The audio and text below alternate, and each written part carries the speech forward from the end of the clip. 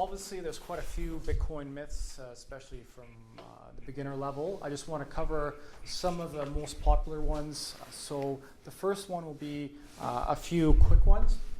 One is, you hear a lot, is that Bitcoin can't scale. So this one is false. There's a perception that because Bitcoin has a set small block size, that you can only fit so many transactions into the Bitcoin blockchain, which is partially true. But the other part is that there are second layer solutions which take some of those transactions and they put them outside of the Bitcoin blockchain, allowing it to really expand a lot further than what the capacity is right now, that being around 7 transactions per second. So it's always compared to things like Visa, which you can technically do thousands of transactions per second. And if you're counting on all the money transfer in the world, then it goes even higher than that. So while the original blockchain can't handle that, the second layer solutions do provide that. Things like Bitcoin Lightning Network, which is already deployed and growing quite quickly actually, do help solve that. So speaking of Lightning Network, there's also a misconception that Lightning Network is controlled by Blockstream. So Blockstream is a company that's been around the block in the Bitcoin space actually for a number of years, and they develop technologies for Bitcoin. There is a misconception that because they are one of the companies that helps to develop the Lightning Network, that they're trying to centralize Bitcoin, or they're trying to kind of push everyone towards the Lightning Network so that they collect fees. But this is also false. So the Lightning Network itself is actually developed by several companies, Blockstream being one of them. There's another company called Async out of France. There's Lightning Labs, who has a client, LND. Actually, famously, they got an investment from the CEO of Twitter, Jack Dorsey. And also MIT has their own application for the Lightning Network. You don't have to pay tax on Bitcoin. So unfortunately, we hear that quite a bit, partially because of the properties of Bitcoin, where people think it is anonymous. They think that they can conceal tax, but only true if you don't want to go to prison. So over the years, there's been a lot more coming regulations, as well as tools that banks and governments and regulatory agencies use to actually track Bitcoin. And it is getting to the point where you should pay your taxes if you are transacting from Bitcoin to Canadian dollars. We have a really interesting talk coming up next month, which will hopefully enlighten a lot of people and actually tell you how to go about doing that to properly file your taxes. Blockchain is more valuable than Bitcoin. So in the past 2 years, we've kind of seen a lot of these ICOs, these initial coin offerings. So people have an idea to create a cryptocurrency they say is better than Bitcoin or has a specific application. And you've seen some of this narrative kind of emerge from the finance types, saying that it's actually the blockchain technology out of Bitcoin which is more valuable. The problem is that to date, we really haven't seen a lot of very successful use cases for blockchain other than actually being a means of transferring money. And that in the sense of being counterfeit proof, not being able to reverse transactions, things of that sort. I would say it's mostly false because people are trying. So there are some developers that want to create these decentralized systems that utilize blockchain technology for different purposes. Up until this point, unfortunately, there hasn't been a whole lot of progress in terms of actual hard results. There has been a lot of money that has gone towards these projects and ICOs, billions of dollars. But we're still, I say the jury is still out on whether we'll see something aside from actual money being a use case for blockchain. Cryptocurrencies are a good investment. Well, quite a few of us I assume, are invested in cryptocurrencies, whether it be Bitcoin or something else.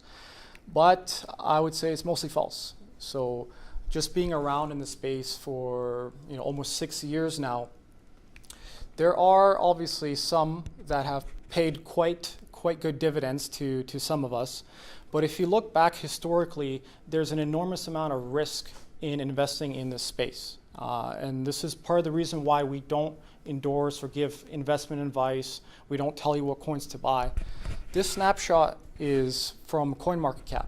So they have a tool where you can look back over the years and they have a historical snapshot of the top 10 or 20 or so on and so forth coins.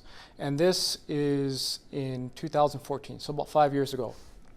Now you may recognize some of these coins. You can see Bitcoin on there and Litecoin and Ripple. But if you go down this list and, if I had pasted a longer picture going 20 or 100, you'll see that a lot of these coins, not just after 5 years, but even earlier than that, they kind of disappeared into obscurity.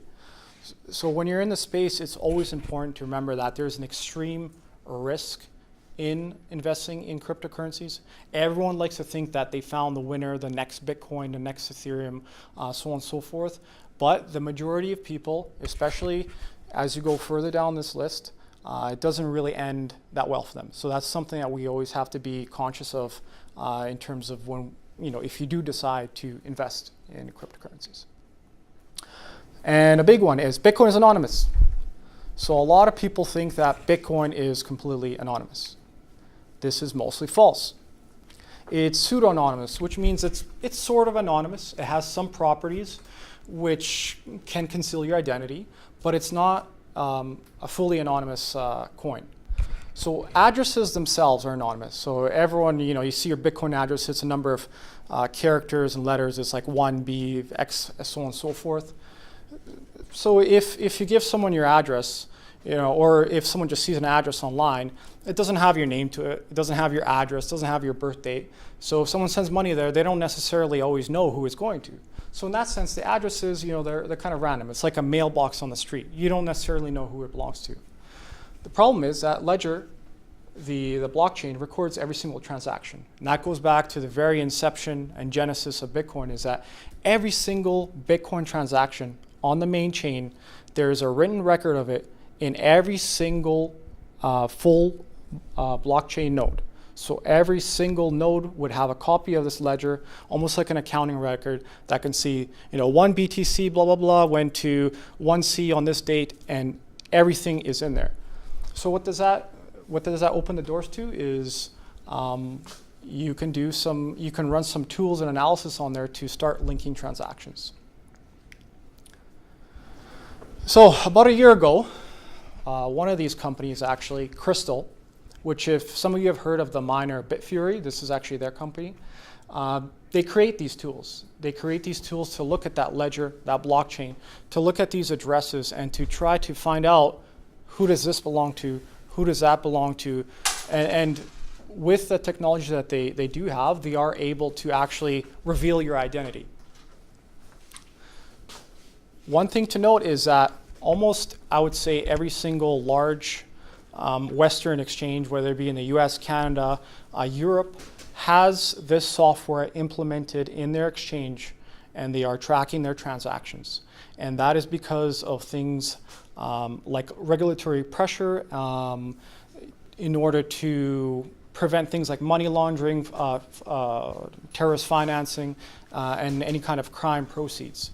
So for the most part, if you ever use an exchange, you probably are linking quite a bit of your Bitcoin history. So how privacy is lost? Obviously, exchanges.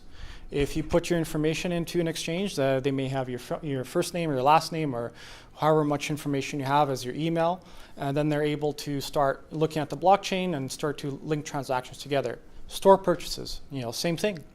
Is if you go and purchase something with Bitcoin, maybe the cashier knows your name or knows your face or so on and so forth, and then they can start with that one point of you made this transaction on this date, and then link all of your previous transactions together. Person-to-person buying and selling, same thing. App registration, some applications where you're tracking your currency, how much it's worth, and so forth, they might take some data from you, and obviously that data could be utilized to reveal your identity. All it takes is really one transaction sometimes to link all of your account history. Is your privacy secure if nobody knows your name or face? So even if you've never told anyone your name, even if you've never entered it into an exchange, no one's ever seen you, are you safe? No.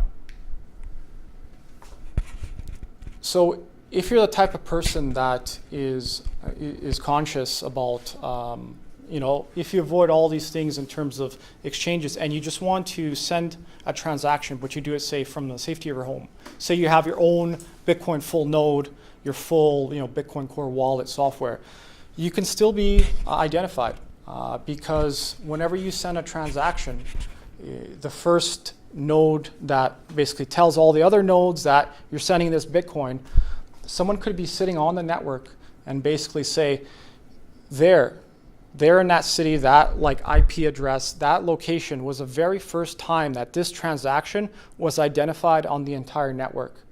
And they can say, it's more likely than not that that's your home. So how can you enhance your privacy? When we say pseudo-anonymous, there are some ways to obviously help with privacy. Being aware of who you transact with, whether it be a person exchange. Using a new deposit address. So say you receive $10 of Bitcoin from a friend on one day. It's always good practice to never reuse that exact same address. Use a fresh address. And most wallets will actually do this by default. And that's why you often see if you go to receive, they'll give you a completely different Bitcoin address. So I'd say the majority of wallets already do this. Tor or virtual private networks, it's a way to disguise where your IP is.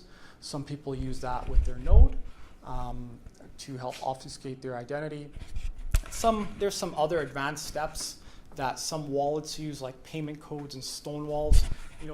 It's debatable how effective they are. Basically, they have some marketing terms saying that if you don't have it with a regular wallet, once you send your second or third transactions, they could all be linked. But in some cases, if you keep sending transactions with this, piece of kind of proprietary software, it's a lot harder to really identify whether, your transaction A and your transaction B are both from you. Some things that I don't personally endorse, but there are things like mixing and coin joins. So mixing is essentially in the days of Silk Road and all the online kind of dark markets. It's a way of mixing together coins, often used in crime, like money laundering. They would pool in Bitcoin, and then it would be sent out in different intervals. So say you send 1 Bitcoin, you send 3, you send 4, and then you might have small fractions sent out each time to kind of hide how much came from where and where it's being sent to. And there's different protocols that are actually being created to add privacy to. CoinJoin, there's a new proposal for confidential transactions. Layer 2 solutions offer a bit more privacy. So as I mentioned, things like the Lightning Network. For the Lightning Network, what happens is you're not transacting on the main chain for every transaction. What you do is you create an opening of a channel, which is a multi-signature, transaction. So you create one transaction, say with a friend or with a party, and then you can transact with that person or with multiple persons on the Lightning Network, theoretically to infinity, for 1,000,000 times in between yourself, without ever being recorded on the main chain. And the only time it does get recorded is when you say, let's settle out our balances, and you record an end and you close the channel. So these types of solutions, they move a lot of the transactions off of the main chain, off of that ledger that everybody has a copy of, that everyone could see, and they do add a little bit more privacy. Quantum computing can ruin Bitcoin. This is a very, a little bit contentious topic, because first of all, quantum computing is quite complex. It's quite early. I'm no expert in it by any means, but I'm going to say maybe. The basis of Bitcoin security relies on computing power. So we know, like for mining, to solve that mining puzzle, to get the reward, you need more computational power. To do bad things like 51% attacks, you need more computational power. So when quantum computing, this new technology, comes along and they say that potentially you can have a lot more computing power, then it starts to raise some questions. And another thing too is that the basis of Bitcoin and cryptocurrency is cryptography. It's basically math that is extremely difficult to solve, even with conventional computers. But then again, we have these computers that potentially could start solving these problems and could start causing issues with the underlying cryptography. So what is quantum computing? It's a new type of computing based on quantum mechanics. So how I would say it differs from traditional computing is, traditional computing you have bits. It's basically like a light switch. It could be a 1 or a 0. It's on or off. And almost all of the computing is based on that, ones and zeros. With quantum computing, imagine it like you have a ball. You have a sphere. So with the traditional computing, you have two positions. You have the top, the very top, or the bottom. It's either on or off. With quantum computing, that entire sphere, your position could be anywhere. So it's really hard to grasp, but basically it's a different way of actually computing. So it's designed right now primarily for research, for things like artificial intelligence, machine learning, for running simulations, and things of that sort. So what these quantum computers use is similar to chips. They're called qubits. So this is an example of a quantum computer. You take most of this, and it's just cooling. The actual chips are down here. And at every layer you go down, you get cooler and cooler. Because quantum computers require extremely, extremely cold temperatures to function. And so right now you have these gigantic machines. It kind of reminds you of the early era of normal computers with the vacuum tubing and that sort of thing. So they have the potential for greater computational power and speed. How can it affect Bitcoin? So there's some algorithms that were based on quantum physics and quantum computing that basically theorize that quantum computers can break RSA. Now, RSA is the cryptography. It's part of the security that almost the entire, I would say, internet and banking industries rely on today. Now, ECDSA is what Bitcoin uses, which is actually kind of similar to RSA. So the theory is basically that these computers are powerful enough to solve these puzzles and to get the information that's hidden behind them, to basically break the puzzle apart. So one thing that can happen, in theory, is that if this ECDSA is broken, that they can steal private keys. Basically, they would need your public key. The quantum computer would then be able to basically find out what your private keys are and unlock all of your funds. Some people say that Bitcoin is quantum resistant, which means that there are some properties of Bitcoin that kind of prevent this from happening, which is slightly true. So in about 2012, Bitcoin introduced some changes, which basically meant that all the new addresses, the receiving address, the 1B, whatever, it doesn't automatically have your public key available. And without that public key, you actually can't find the private key and unlock. A quantum computer can't. But the catch is once you send a transaction, your public key becomes available, and the quantum computer could basically steal your funds. And another problem is that, like I said, before 2012, all the addresses basically had this information there. So they're all vulnerable to have their funds stolen. And why is this a problem? Well, there's quite a bit of Bitcoin sitting in there. For example, Satoshi. Satoshi supposedly has 1 million Bitcoins in his addresses, which are all potentially vulnerable to be stolen. So say someone, some bad actor is able to develop this technology and goes and steals 1 million Bitcoins, what could they do at that point? They can dump them all, they can do a lot of damage. However, mining, more or less, the math behind mining is relatively safe with some caveats.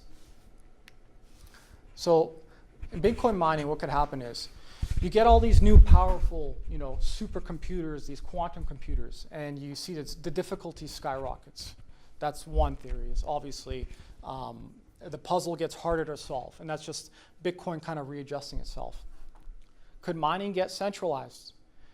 If these quantum computers, or at least functional ones, are only available to very small segments of the population, if one person only has access to it, could they pretty much have the majority of mining power, and then they can conduct 51% attacks or do what they want? Another interesting thing is, because of this really new way that quantum computers function, when you're mining, there's a possibility that one miner who's quantum computing could possibly steal a block from another miner who just found one. So basically what happens is all the miners are solving this problem. One miner successfully solves a puzzle, and they propagate their block, saying, I found the reward, okay. They start propagating their block to the nodes. Now, say one of the first nodes they propagate to that sees this block is a quantum computer. Because of how quantum computing works, when they have access to that kind of end puzzle, the solution, and kind of the beginning of the puzzle, they can do something called checking the state, which means they can replicate another answer to that same puzzle. So they can create a block, not identical, but a block which would be valid, and then they could push it out to all the nodes before the first winner got there, and they can get the reward themselves. So this becomes a problem in terms of the speed and propagation of blocks. Like if you have a lot of data, say right now blocks are 1 megabit or 2 megabits, it doesn't seem that bad because internet speeds are really fast. But what if you had a blockchain that had like terabyte blocks, and it takes a very long time for each node to download each block? If you have a quantum computer and you have someone who wants to steal that block, and then they have a really fast internet connection, faster than the real winner, then they can just take that reward. So it creates some really new challenges. Risks and solutions. Not reusing addresses. So by default, most wallets already issue you a new receiving wallet. One thing you do not want to do ever is, after you spend a transaction from an address, you don't want to leave anything in there. Because once you spend, remember, your public key is revealed. And it's usually good practice for anonymity as well, is that you say you want to send 0.5 Bitcoin. You have 1 Bitcoin. You want to send 0.5 Bitcoin to a merchant. What usually happens is in these new wallets is you actually send the full Bitcoin. 0.5 goes to the merchant, and then minus the fees, 0.5 is called change, and it goes back to you, but in a different wallet address. So that every time you send out, it clears completely to zero, that balance, and then you have a new receiving address. And that's good practice. So that's kind of the quantum resistant part. So there's people working on solutions in terms of new ways to do this kind of math to secure it from quantum computers. Some of these solutions, there's also debate. To make it harder for a quantum computer to crack this encryption, sometimes it may require a lot more information to be stored on the blockchain. And obviously the blockchain has very limited space. So how do you deal with that? What's the ideal solution there? The biggest question, of course, is an unknown time frame. So quantum computing, we've heard about it for about 20 plus years, I would say. But when is it going to be ready? Quantum computing isn't just like it's not ready to go right now. If you go back to the 60s, the 50s of regular computing, it's finicky. There's a lot of problems. This equipment, you have to cool it down to a certain degree. You have to protect from any kinds of disturbances, from microwaves, from any kind of vibrations. It's extremely sensitive, and it has a lot of errors. So there's going to be a lot of people, and it's going to take a lot of time for them to figure these problems out and to actually make a quantum computer that's effective at solving possibly one of these puzzles. Of course, you can also adapt new mining rules. So going back to that example of the miner stealing, you could technically create some change to the Bitcoin protocol where, say, maybe there's a timestamp when someone finds a block to prevent this kind of theft from the miners. And the overarching question is, old addresses still at risk? So Satoshi's coins and all those pre-2012 coins, even if we do change some of these things out, how do you protect the entire network from attack? How do you protect these old addresses without basically locking them off, right? You have to change them, but the person should still be able to access their Bitcoin from years ago. And then layer 2. So with Lightning Network and with the side chains, any kinds of changes could possibly disrupt that layer as well. Here you have an example of a D-Wave kind of commercial quantum computer. This company is actually out of Burnaby in BC. I think they've been around since 1999, and they have a variety of clients from, I believe, maybe Google, Lockheed Martin.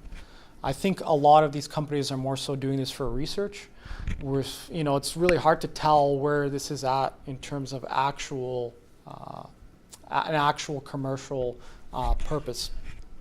And the one thing too is that they claim to have 2,000 qubits. Up until a couple of years ago, qubits, you would have 50 qubit computers. There's an estimation that to break the encryption, to break the codes for Bitcoin, you need between 1,500 and 3,000 qubits. Well, even if you have those qubits, are they all working in sync? Do they have the right programming parameters to be able to solve this? And how long until people figure this out? And how long until someone tries to do this? But the other thing too is that technology usually isn't built in a vacuum, right? There's usually competing companies, and usually the progress is slow. So I think for the most part, people will start to see this becoming more of a threat, and it's unlikely that one day just everyone will break all the Bitcoin codes, because there are a lot more sectors like banking, the internet, that is vulnerable in case they can't do this. So I believe we still have a lot of time, but these are definitely questions that will need to be answered in the coming years.